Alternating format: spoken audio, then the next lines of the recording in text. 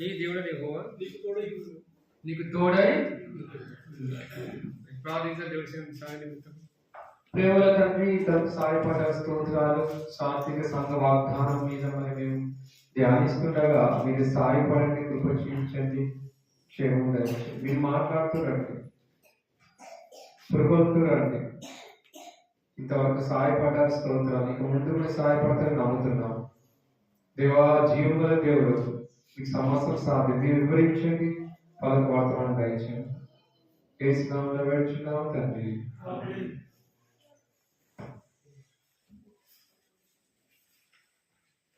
ఇక్కడ చూసినట్లయితే యోషువకి దేవుడు ఏం చేస్తున్నాడండి? ధైర్యపరుస్తున్నాడు. మోషే చనిపోయిన తర్వాత చూడండి, 1వ అధ్యాయం యోషువ గ్రంథం 1వ అధ్యాయం 1వ వచనం. యెహోవా సేవకుడైన మోషే మృతి నొందిన తర్వాత యెహోవా నూను కుమారుడును మోషే పరిచారకుడైన యెహోషువకు ఇలా సెలవిచ్చాడు, నా సేవకుడైన మోషే మృతి నొందెను కాబట్టి నీవు లేచి నీవు నీ జనులందరూ ఈ యోర్దాను నది దాటి వెలుడి. చూసారంటే మోషే కానాను దేశం చేరుకుంటా లేదా? తలుపు కొంచెం సెలవెడుతుంది. మోషే ఉన్నారా? బయట లోపలికి వచ్చానే.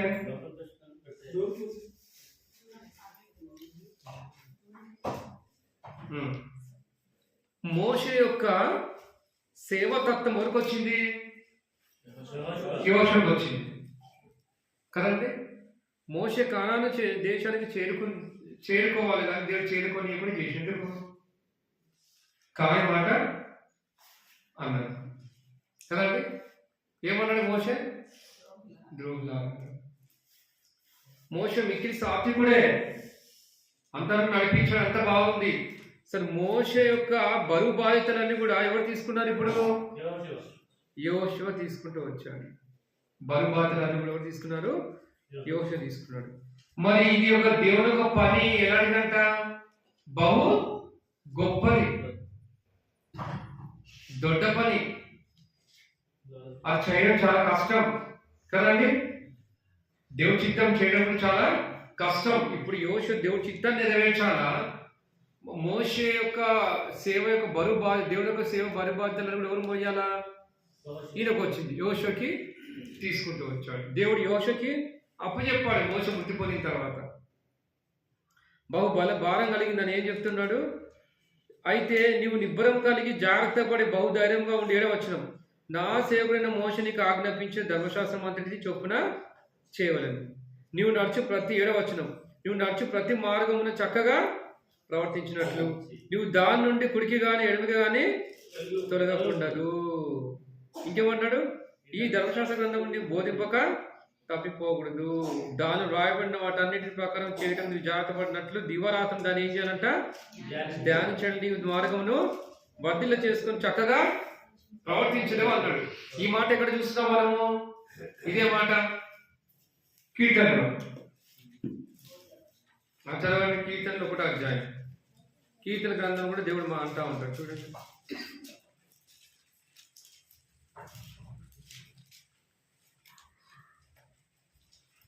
కీర్తనలు. దుష్ట ఆలోచన నడవక, పాపుల మార్గం నిలవక, అపహాసం కూర్చున్న చోట కూర్చుండక, యెహోవా ధర్మశాస్త్రం నందు ఆనందించుచు దివారాత్రులు దాన్ని ధ్యానించేవారు ధన్యుడు. అతని నీటి కాలంలో ఎవరను నాటబడినదై ఆకు వాడక తన కాలంలో ఫలమిచ్చి చెట్టు వలె నుండును. అతను చేయనంతయు సఫలమగును. చూసారండి, అతను చేయనంతయు సఫలమగును అన్నాడు. ఇక్కడ ఏమంటున్నాడు? చక్కగా ప్రవచనం నీవు దాని నుండి కుడికిగా ఎడమగా తొడగకూడదు, నీ ధర్మశాస్త్రం నీవు బోధింపక తప్పకూడదు, దాన్ని రాయబడి వాటన్నిటి ప్రకారం చేయడం నీ జాగ్రత్తపడినట్లు దీవారాత్రం. చూసారండి, దీవారాత్రం దాన్ని ధ్యానించడం నీ మార్గం వర్ధిల్ల చేసుకొని చక్కగా ప్రవర్తించి నీ కార్యం ఏమవుతాయంట? సఫలం అవుతాయి. యెహోషువ నువ్వు మాత్రం వాక్యాన్ని తప్పిపోకూడదు బోధించుట అని చెప్తుంది. నువ్వు పాటించాలి, అప్పుడే నువ్వు ఏమవుతావు, వర్ధిల్లుతావు అని చెప్పేసి మోషేకి ధైర్యం ఇస్తా ఉన్నాడు కదండి. నేను నీకు ఆజ్ఞ ఇచ్చున్నాను కదా, నిబ్బరం కలిగి ధైర్యం ఉండము, దిగులు పడకము, జడేకము, నువ్వు నడుచు మార్గవంతులు నీ దేవుడని యెహోవా నీకు తోడే ఉండను. కాబట్టి నీకు నడిపిస్తాను. నువ్వు స్వాధీనపరచుకోవలసిన దేశం నేను ఏం చేస్తాను, శాసంగా ఇస్తాను, స్వాధీనపరచుకునేలాగా నేను చేస్తాను యెహోషువ అని చెప్పేసి ధైర్యపరుస్తున్నాడు, అభయం ఇస్తా ఉన్నాడు. అంటే మానవులం కాబట్టి ఎవరికైనా భయం ఉంటుంది కదా. ఈ సంవత్సరం ఎట్లుంటుందో పరిస్థితి, కాపు కాస్తులు కానీ పొలం పడుతుందో పండులో కదండి, పశుశాల పశువులు ఉంటాయో లేవు, పిల్లల సంగతి చదువుతారో లేవు, ఈ సంవత్సరం ఏంటి పరిస్థితి, నాకు పని పెయింట్ రకరకాల భయాలు ఉంటాయి. అయితే దేవుడు అభయం ఇస్తుంది. ఈ సంవత్సరం సాంఘిక సంఘం ద్వారా నీకు ధైర్యపరుస్తున్నాడు. ఎలాంటి పరిస్థితులు సరే యెహోషువ తోడే ఉన్నట్టు నీకు కూడా, కానీ కండిషన్ పెట్టింది అక్కడ. ఉత్తర ఆశ్రయిస్తాడా, ఏమో కండిషన్ పెట్టి చదువుకున్నా, ఏవో ధర్మశాస్త్రం దివరాత్రులు ధ్యానించాలా, దాన్ని పాటించాలా, ధ్యానించడం కాదు పాటించాలా, మెడిటేషన్ ధ్యానించాలా, దాన్ని అనుసరించి నడవాలి. ఎక్కడుంది ఈ మాట? యాకోబు పత్రికలో ఉంటుంది చూడండి. యాకోబు పత్రిక ఏమన్నాడు? యాకోబు రాసిన పత్రిక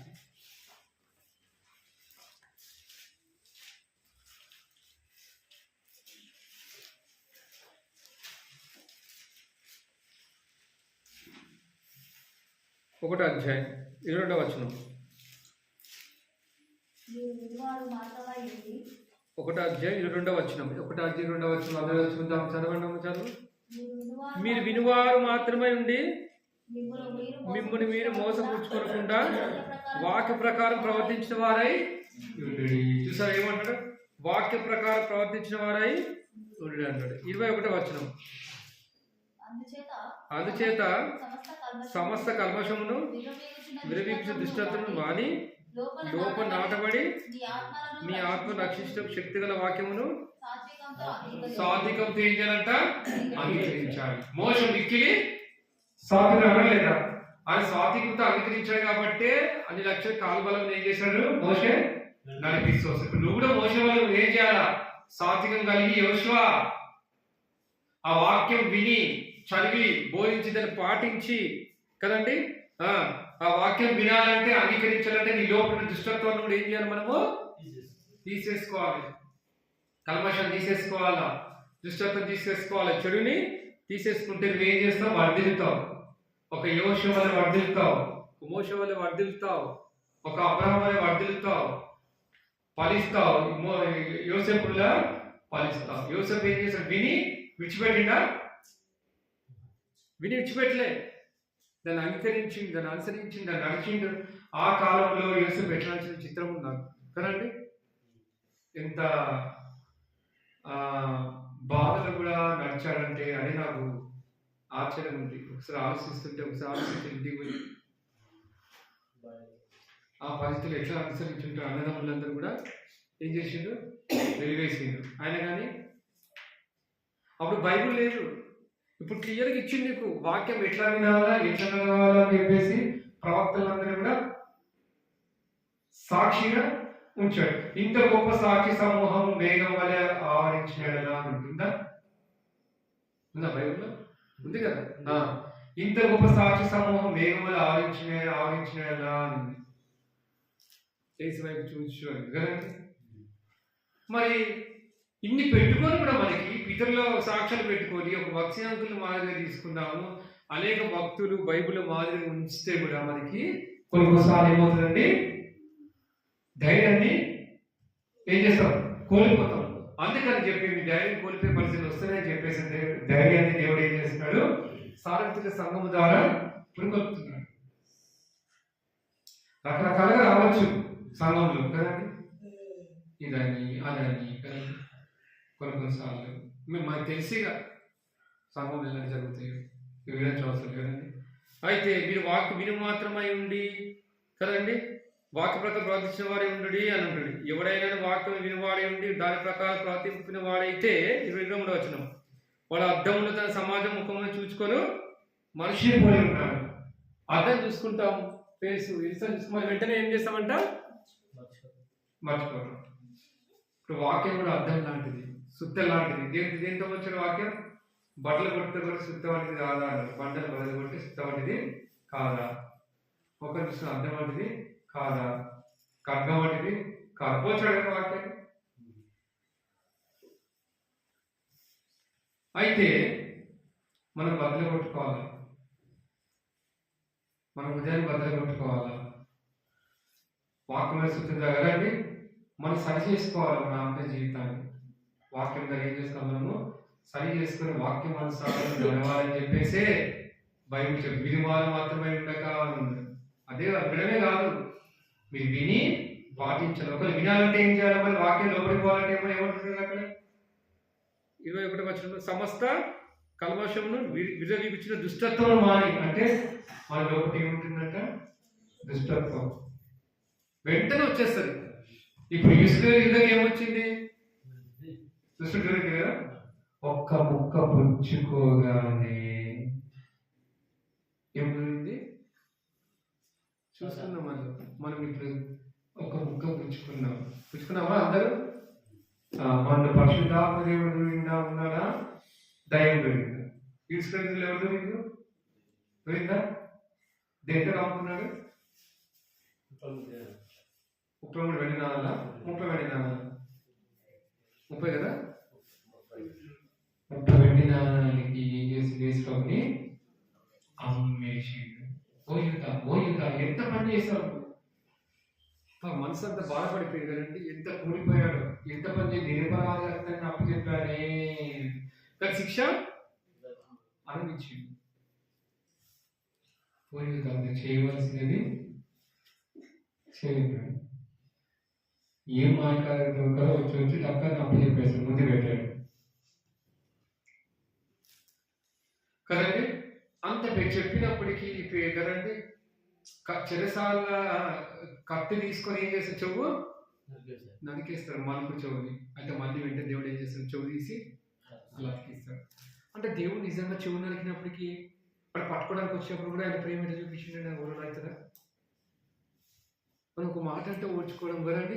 బ్యాసం అయితే తీసుకున్నాం, డాడీ ఎందుకు బాధ ఎందుకు, సాక్షి ఉంటాను దేవుని దగ్గర, నేను అవమానం నింద భరిస్తాను అని చెప్పేసి బుటిక్కలు మునిగి బుటిక్కలు లేచినావా. మరి అవన్నీ ఒప్పుకున్న తర్వాత నేను దేనికోసం కష్టపడతాను, నష్టపడి సహిస్తాను చెప్పి అంటాము. మన దగ్గర వచ్చేసరికి కూడా సహించలేము. నాన్న నిందపడేవారు దాన్ని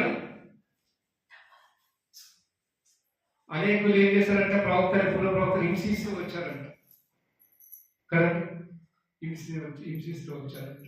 పూర్వ ప్రవక్తలు అన్నీ హింసించారు, మిమ్మల్ని కూడా హింసిస్తారంటారు. కొంచెం ఇంతమంది హింసిస్తున్నారు, ఇప్పుడు కూడా మన కాలం హింసించట్లేదా కదా, అనేక హింసిస్తున్నారు, సుమారు వాడించడం కూడా జైలు చేస్తున్నారు కానీ కొందరు చంపేస్తున్నారు. మీకు అదే తెలుసు, ఈ సంవత్సరం ఎవరు చంపారు, ఎట్లా చంపారు, ఒక పేరు ఉంటుంది కదా, బయట రోడ్డు మీద చంపేస్తారు కదా, పేరు కూడా తెలుసు మీకు. పగడాన్ని అంత బాగుంటుంది కదా. అది ఇది ఆయన అనేకులు ఏం చేస్తున్నారు, ఆయన సేవకులు ఏం చేస్తున్నారంటే భయంకరంగా చంపుతూ వస్తున్నారు. ఏంటి పరిస్థితి? కాబట్టి ఈ సంవత్సరం ఎలాంటి పరిస్థితి వస్తుందో తెలియదు. అందుకే హబక్కు అంటాడు, హబక్కు ఏమంటాడు, యోషకు ధైర్యం చెప్తా ఉన్నాడు దేవుడు. ఈ హబక్కు ఏమని రాస్తున్నాడు చూద్దాం.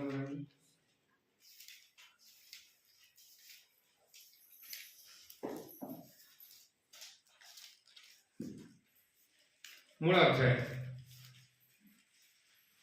హబక్కు 3వ అధ్యాయం.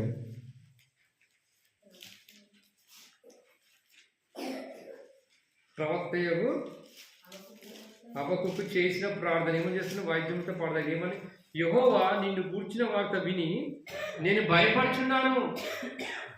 యెహోవా సంవత్సరం జరుగుచుండగా నీ కార్యం నూతన పరచుము, సంవత్సరం జరుగుచుండగా దాన్ని తెలియజేయము, కోపించిన వాత్సల్య జ్ఞాపకము తెచ్చుకుని. నిజంగా పోయిన సంవత్సరం కదండి బయట తుఫాను వచ్చి అనేకులు నష్టపోతూ వచ్చాడు, అనేకులు గుణపాఠం నేర్పిస్తూ వచ్చాడు. అంటే ప్రతి సంవత్సరం దేవుడు ఏదో ఒక నూతన కార్యం చేసి అనేకులు ఏం చేస్తున్నాడంటే మార్చడానికి ట్రై చేస్తున్నాడు. దేవుని ఎందుకు భయపడితే మీరు జీవించడానికి ప్రయత్నిస్తా ఉన్నాడు దేవుడు. చూసారండి, సంవత్సరం ఒక నూతన కార్యం, ఆ కాలం కూడా నూతన కార్యం చేస్తూ వచ్చాడు దేవుడు. ఎప్పుడు పొలం హృదయం కఠినపరుస్తూ వచ్చాడు, కఠిన హృదయం కలగడానికి ట్రై చేసి అయినా కానీ పొలం హృదయం కఠినమైందా కలిగిందా? కఠినమవుతూ వచ్చి దేవుడు కఠినపరుస్తూ వస్తున్నాడు, నేను అద్భుతాలు చేస్తూ వచ్చాడు, అనేకమైన కప్పలు రప్పిస్తూ వచ్చాడు రాజ్యం కదండి. పలుకుల వరకు వెళ్ళిపోయిన కప్పలు, జోరీగలు, మిడతలు, వడగాళ్ళు, అనేకమైన నూతన కార్యాలు చేసినప్పటికీ పొలం మానవసలోకి వచ్చాడా రాలేదా? రాలే, కఠినపరుస్తూ వచ్చాడు. ఎంత ధైర్యం! దేవుని కొరకు దేవుని నమ్మి ధైర్యంతో దేవుని సాహసాలు చేయాలి కానీ తమ దేవుని దగ్గర ధైర్యంతో గొప్ప కార్యాలు చేస్తుంది కదండి. అయితే ఫరో మాత్రము కదండి దేవుని దూషిస్తూ వచ్చాడు. దుష్టుడే దూషించాడు, ఎవరి దూషించాడు కదా. ఏవో అంటాడు కదా, ఫరో అంటాడు ఏవో అంటే అయ్యా మనం పోనీ అయ్యా మనం వదిలిపెట్టు, మేము ఆరాధించాలా అంటే ఐగుప్తు దేశం నుండి ఫరో పోనిస్తాడంటే పోనీయండి. ఎంత టార్చర్ పెడతాడు, ఎంత హింసిస్తాడు, తొలిచిన పిల్లలు కూడా చంపేస్తాడు. ఆయన మానడు, వడగాన్లు కదండి. వీటిగా అన్నిటినీ దేవుడు భూలోకంలో ప్రకృతిని మొత్తం ఏం చేస్తాడు, దేవుడు వాడుకున్నాడు. భూలోకంలో ప్రకృతిలో కొన్ని జంతువులు ఏం చేసి దేవుడు వాడుకుంటూ వచ్చాడు. నీళ్ళను కూడా వాడుకుంటూ వచ్చాడు. చేపలు కప్పలు చచ్చిపోతే కుళ్ళు కంప కొడుతుంది కదా. ఎన్ని అద్భుతాలు చేసినప్పటికీ మనిషి మారిండా? మనం అంత ఎన్ని అద్భుతాలు చూస్తామో, ఎన్ని చేస్తామో అన్ని చేస్తాం, బైబిల్ చదువుతాం, అన్ని చేస్తామో మాకు అంతా తెలుసు కదా. చిన్నప్పటి నుంచి చూస్తున్నాయి ఎప్పుడైనా సంవత్సరం మా బాగా అంటాం కానీ ఏం తెలుసు, మర్చిపోతున్నాం తొందరగా. ప్రభే అంటాడు మీ సహజంలో ముఖం అర్థం చూసినట్టుగా ముఖం మర్చిపోయినట్టుగా సహజంగా మనం ఏంటి మర్చిపోయేవాళ్ళు ఉన్నాం వాక్యాన్ని కదండి. అందుకంటాడు దిగులు పడకు భయపడకు, నా ధర్మశాస్త్రం అంతటిని నేను ఏం చేయాలా చదివి పాటించాలి. యోషువ మోసే ఇచ్చిన ధర్మశాస్త్రం ఏం చేయాలి పాటించాలి. ఇప్పుడు నీకేమి ఇచ్చాడు దేవుడు? కొత్త నిబంధన, బైబిల్, పాత నిబంధన, కొత్త రెండు చేతుల దగ్గర చదివేంటి ఏం చెప్తుంది బైబిల్, దాని ప్రకారం ఏం చేయాలి నడుచుకోవాలని చెప్పేసి బైబిల్ మనకు బోధిస్తుంది. అది యోషువ బోధిస్తూ వస్తుంది వాగ్దానం కానీ బైబిల్లో పాత నిబంధనలో. ఇప్పుడు వాగ్దానం మనకి ఇచ్చిందంటే మనం కూడా మీరు అట్లా చేయండి, ధర్మశాస్త్ర ప్రకారం చదవండి, నడుచుకోనండి, గాయపడండి అని చెప్పేసి చేస్తా ఉన్నాడు కదండి. ద్వితీయోపదేశకాలం 31 నీ ముందు నడిచేవాడు యెహోవా అంటా. అప్పుడు నేను ముందు నడుస్తా కదండి. దావీదు ముందర నడుస్తూ వచ్చాడు, ఆ కాలం అనేక ప్రవక్తల ముందర నడుస్తూ వచ్చాడు. కంపుల చేత కదిలినట్టుగా దేవుడు కదండి. దావీదు మహారాజు కదండి కదిలినప్పుడు ప్రభు వస్తున్నాడని సూచన, నీతో వస్తున్నాడని చెప్పి సూచన. దావీదు కంటే ముందే దేవుడు వెళ్తూ వచ్చాడు. అందుకే దావీదు ప్రతి యుద్ధంలో కూడా దేవుడు ముందు పెట్టాడు కాబట్టి ధైర్యంతో ఏం చేశాడండి సుబుద్ధి కలిగి అనేక యుద్ధంలో జయప్రదంగా జయించుకొని వస్తూ వచ్చాడు దావీదు. ఈ రీతిగా దేవుడు వాగ్దానించి మనల్ని నడిపిస్తూ వచ్చాడు. వాగ్దానం ఇంకెందుకు వాగ్దానం మనకి ఇచ్చాడు? ఎందుకు ఇచ్చిన వాగ్దానం చెప్పండి. దేవుడు వ్యక్తిగత వాగ్దానాలు, సంఘ వాగ్దానాలు ఇవన్నీ ఎందుకు ఇచ్చాడు? రేపు చిత్తమతి రేపు చూసుకుందామా, కొంచెం ముందుకు వెళ్దాం. ఇప్పుడు ఇంకేమంటాడు? సంవత్సరం జరుగుతున్న దాన్ని తెలియజేయం కోపించే వాత్సల్యమును జ్ఞాపకము తెచ్చుకోమన్నాడు. కాబట్టి ఎప్పుడు ఏ టైంలో ఏమవుతుందో తెలియదు. అయితే దేవుడు ఇచ్చిన వాగ్దానం మనం ఏం చేయాలని పోయిన సంవత్సరం వాగ్దానాలన్నీ కూడా దేవుడు నెరవేరుస్తూ వచ్చాడు సాత్విక సంఘానికి. అయితే మళ్ళీ ఇప్పుడు కూడా ఈ సంవత్సరం కూడా ఇస్తూ వచ్చాడు కదా, ఇస్తూ వచ్చాడు. కాబట్టి మనము ఈ ఒక్క వాగ్దానం మీద మనం ఏం చేస్తాము? ధ్యానిస్తా ఉన్నాం. ఈ రీతిగా యోషుకే కాదు కదా, అనేకులకు దేవుడు అభిమిస్తా ఉన్నాడు. అబ్రాహాము కూడా అభిమిస్తా ఉన్నాడు. ఇంకా యోషువకి ఇంకెవరండి, ఈజీగా అబ్బకు ఇంకెవరండి, ఇంకా ఈజీ చూసుకుంటూ పోతే అనేకమైన దైవజనులకి దేవుడు తోడుగా ఉండి ఏం చేస్తున్నాడండి? నడిపించి ధైర్యపరుస్తా ఉన్నాడు. ఏం చేస్తా ఉన్నాడు? నడిపించి ధైర్యపరుస్తా ఉన్నాడు. కాబట్టి వాళ్ళకే కాదు, నిన్ను కూడా దేవుడు ఏం చేస్తున్నాడండి? నడిపించి ధైర్యపరుస్తా ఉన్నాడు. యాకోబు అతనితో పోరాడుతూ వచ్చాడు. యాకోబు కూడా భయపడ్డాడు. ఎందుకు భయపడ్డాడు యాకోబు? దేనికి భయపడ్డాడు? ఏశావు వచ్చి నన్ను చంపేస్తాడేమో, భయపడకము, ఏశావు వచ్చి చంపేస్తాడేమో అనుకున్నా. కానీ తర్వాత ఏశావు వచ్చినప్పుడు కదండి, నాయి నాకున్నా నీవి నీకున్నాయి, సోదరుడా నాకేం వద్దు, నీ ఆశలు నాకేమొద్దు, దేవుడు బహు ఆస్వాదించిండు కదండి అని చెప్పకుండా మానకుండా వెళ్ళిపోతాడు. ఉన్న బైబిల్లో యాకోబు భయపడిపోతాడు. అమ్మో నేను మోసం చేసి సంపాదించుకున్నాను కదా, ఇట్లా మారువేషం వచ్చి నేను సంపాదించుకున్నాను కదా, అంత సాక్షాలు సంపాదించుకున్నాను కదా, అన్నయ్య ఏం చేస్తాడు అని చెప్పేసి భయపడతాడు. దేవుడు ఏం చేస్తాడు? యాకోబుకి తప్పిస్తా వస్తాడు అన్ని పరిస్థితుల్లో. ఆ అడిలో కూడా ఒంటరిగా ప్రార్థన చేసినప్పుడు దేవుడు వినండి తప్పిస్తా వస్తాడు. దేవుడు తోడుగా ఉంటాడు. ఇదిగో అబ్రాహాము ఇస్సాకుల దేవుడు నేను వాళ్ళకి తోడై ఉన్నట్టుగా నీకు కూడా తోడై ఉంటాను. యాకోబు నేను నీకు తోడై ఉంటాను, అబ్రాహాము పితరుల దేవుడు తోడై ఉన్న దేవుడు నీకు తోడై ఉంటాను చెప్పేసి నీ పేరేంటి చెప్పు అని అప్పుడు ఏం చెప్తాడండి? చెప్పు నా పేరు యాకోబు. అప్పుడు యాకోబు ఇజ్రాయెల్‌గా మార్చబడుతుంది. దేవుడు అట్లా యాకోబుకి తోడే ఉండి అభయం ఇస్తూ అనేక విధాలుగా ఆస్వాదిస్తూ వచ్చాడు కదండి. ఎన్నో మేకలు గొర్రెలు ఆస్వాదిస్తూ వచ్చాడు. ఎన్నిసార్లు కదండి మోసం చేసినప్పటికీ దేవుడు తోడే ఉన్నాడు కాబట్టి ధైర్యపరుస్తూ ఆస్వాదిస్తూ వచ్చాడు. ఎన్నిసార్లు మోసం చేస్తాడు మామ కదా? 10 సార్లు. అయినప్పటికీ యాకోబు దీనత్వం చూపిస్తాడు. దేవుడి మీద ప్రేమ కలిగి దేవుడు తోడే ఉన్నాడు కాబట్టి యాకోబు ఏమనలేకపోతాడు. నువ్వు అన్నిసార్లు నువ్వు జీవితాలు మార్చావు కదండి, 10 సార్లు మోసం చేస్తావు, అయినప్పటికీ నా దేవుడు నాకు తోడే ఉండి నాకు ధైర్యం ఇచ్చి నన్ను ఆస్వాదిస్తూ వచ్చాడు కదా. ఎంతగా ఆస్వాదిస్తాడు దేవుడు. కాబట్టి దేవుడు మనకు తోడే ఉంటే మనకి ధైర్యం. ఎందుకు? దేవుడు ఆస్వాదిస్తాడు. ఎవరు ఏం చేసినా ఎవరేం మోసం చేసినా సరే దేవుడు నాతో ఉన్నాడు కాబట్టి దేవుడు నాకు ఆస్వాదిస్తాడని చెప్పి ఆ ధైర్యం కలిగి చెప్పిన వాళ్ళగా ఉన్న ధైర్యం కలిగి చెప్పేవాళ్ళు ఉన్నారు. చూడు మోషకి ఎంత టార్చర్ పెడతారు ఇజ్రాయెల్ ప్రజలకి. పెట్టినప్పటికీ ఎవరు తోడే ఉన్నారు? ఇజ్రాయెల్ ప్రజలకి దేవుడు తోడే ఉన్నాడు కాబట్టి ధైర్యం ఇస్తూ అభయం ఇస్తూ ఆ కానాన్ దేశానికి ఏం చేస్తాడు? తీసుకెళ్ళి ఎర్ర సముద్రం కూడా కాబట్టి సముద్రం లాంటి శ్రమలు వచ్చినప్పటికీ, సముద్రాన్ని ప్రతికూల పరిస్థితి వచ్చినప్పటికీ దాన్ని 2 పాయలుగా చేసి దాన్ని తప్పించే నాలుగు ఎవరండి? ఎవరు? దేవుడు. కాబట్టి అంత ప్రతికూల పరిస్థితులు కూడా దేవుడు తోడే ఉన్నాడు. అందుకే చెప్తున్నారు దిగులు పడకము భయపడకము యోషువ, ఆ కాలంలో అనేకులు నేను తప్పించా. అందరు భయపడ్డారు. పరవ ఇటు చూస్తే సైన్యం ఇటు చూస్తే ఏంటి? సముద్రం. అయినప్పటికీ దేవుడు అది తోడు దగ్గర నుండి అభయం చేంజెస్ వచ్చాడు. తన ప్రజల్ని తను ఏం చేశాడు? కాపాడుకుంటున్నాడు కదా. అదే రీతిగా యేసుప్రభువు కూడా ఈ లోకానికి వచ్చి కదండి తన ప్రజల్ని తాను ఏం చేశాడంటే తన పాపం నుండి మన పాపం నుండి ఏం చేసిండు? విడిపించడానికి ఈ లోకాల్లో కాబట్టి ప్రియ సహోదరులు ఇంకా ఎవరైనా దేవుడి ప్రజలు లేకపోతే ముగింపుకొచ్చాం. ఈ రాత్రికాల సమయంలో అందరికి నిద్ర వస్తుంటుంది, అయిపోయింది, ప్లేస్ చేంజ్ అయిపోయింది, ముగిస్తున్నాం. ఇంకా కట్ చేసిన ఎందుకంటే చెప్పుకుందాం. అయితే ఇంకా ఎవరైతే దేవుడి హృదయం ఇవ్వకపోతే ఇంకా జీవితాన్ని మార్చుకోకపోతే కదండి ఆయన ప్రియకుమారుడు యేసుక్రీస్తు ప్రభు రక్త ప్రతిభావం మనకి కడిగి బయటపరుస్తుంది అనే వాక్యం విన్నాం. కాబట్టి ప్రభు నా జీవితం మార్చు. ప్రభు నాకు ఉంది, కోపం నాకు ఎక్కువ ఉంది, భయం నాకు ఎక్కువ ఉంది, దిగులు నాకు ఎక్కువ ఉంది, ప్రభు నా జీవితం ఇవన్నీ నేను అనుభవిస్తున్నా, దేవా నాకు ధైర్యపరిచాను. ఇచ్చిన వాగ్దాన్ని సంఘ వాగ్దాన్ని నెరవేర్చేది అని చెప్పి మనం ఏం చేయాలండి? మనం ప్రార్థించే వరంగా ఉండాలి. రైట్? దేవుడి వాక్యం తీర్చి ఆస్వాదించిన కాక ఇంకా ఇంక 2 ఉన్నాయి కదా, రేపు దేవుడి చిత్తం అయితే చూద్దాం.